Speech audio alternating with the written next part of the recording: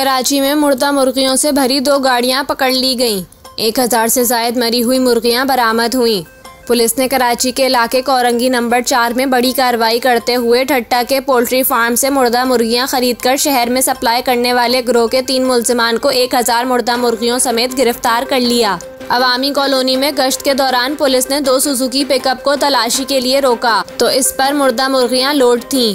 Police ने गाड़ियों में मौजूद 3 मुल्जिमान हसनैन, जावेद और फारूक को गिरफ्तार कर लिया, जबकि मुल्जिमान का एक साथी इमरान उर्फ माना फरार हो गया।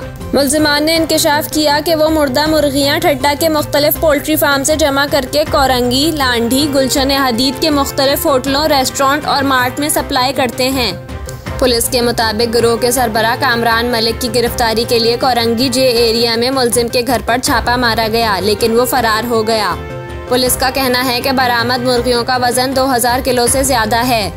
मुल्जिमान गिरफ्तारी से पहले 750 किलो मुर्दा मुर्गियां सप्लाई कर चुके थे। मुल्जिमान रोजाना 20 से ज्यादा जगहों पर मुर्दा मुर्गियां सप्लाई करते थे।